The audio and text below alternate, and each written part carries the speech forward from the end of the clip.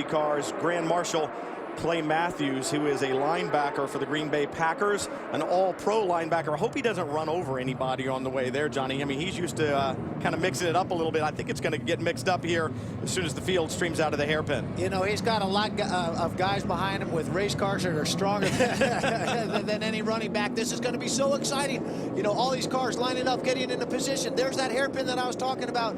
Nobody likes it. Green, green, green. You hear him call on the radio. It's Mazda Power versus Honda as the P1 cars lead to the green and down the long straight to turn one. Mazda Power on the right in the white and blue Lola, the coupe. Then the open top car of Muscle Milk, the Honda powered machine, and already mixing it up in the P2 category.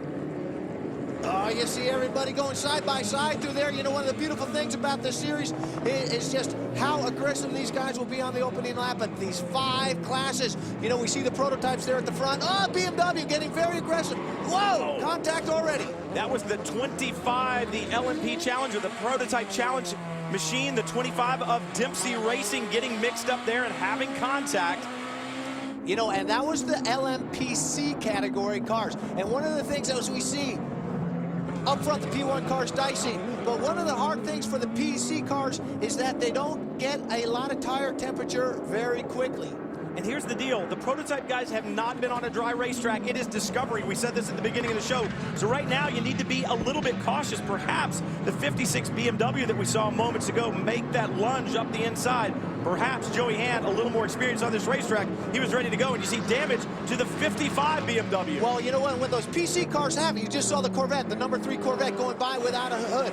When those guys checked up, the Corvette got into the back of the leading BMW. There's contact. Again, more guys having a hard time getting through that hairpin, and we see the BMW going into the pit. Already cars coming to pit road, and that is not what you want to see as a competitor here at Long Beach. And look at the front. That is the Black Swan entry of Tim Pappas and Jerome Bleekemolen. We said that they would start from pit lane. You might have thought that would be safe, but obviously they got mixed up in some of that melee there at the start. Damage to the front of the 54. I wonder if he didn't just run over some of the debris like the hood off a Corvette. He might have come through a corner starting late and got involved in that. You can see right there, Antonio Garcia got into the back of one of the BMWs real hard. On board with Garcia as you come out of turn 5 down to turn 6. Let's see if we can see what happened. Now right there you see contact as the BMW is taking a peek to the inside, and Garcia hard into the back. Now the Corvette actually redesigned the pins that hold that hood on, but again, that's going to have to take a relook at it as we get on board with the BMW. Now on board with Joey Hand. You know, when you get hit behind like that for Joey Hand, that's not a big problem for him. Right, here we go, Antonio Garcia coming into the BMW, checks up, boom. And there it goes. That's only about a, I don't know, $12,000 hood. And you see damage to the rear wing as well on the number 3 Corvette. It flashes by. Part of that trailing edge hanging off, and that will affect the amount of downforce that Corvette has. Bad luck continuing for the number 3 car as we look at the BMW. BMW on pit road. This is going to be trouble, Jamie.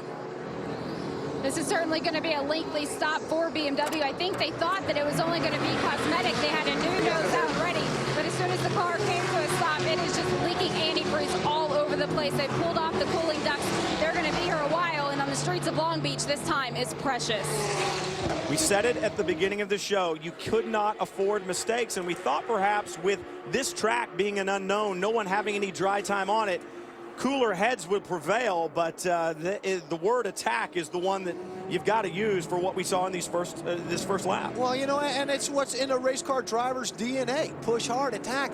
But again, these guys don't know what type of situations they have. Again, more trouble. That's on the entry, I think, into turn 1. But the hardest thing, Brian, is, and I referred to it before in the PC categories, those cars can't get their tires up to temperature real fast, and they are also starting, generally, they're slower drivers. So you have inexperienced guys starting these cars with very aggressive, professional, top-of-the-line GT drivers. It's generally a recipe for disaster. Guy Smith in the blue and white Dyson entry flashes down to turn 1. Right behind him, the white and black HPD Honda-powered prototype of Lucas Lohr. Both of these drivers very experienced on this circuit, so they will learn this dry condition very, very quickly, and that's why you see them setting sail right now. Guy Smith leading the charge.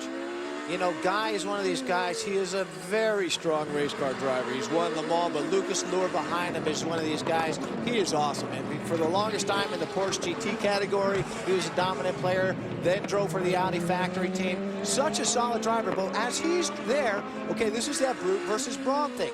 Okay, he knows that in Klaus Graf, he's got a guy that's going to replace him at the end of his stint that is super strong. One of the best guys out there.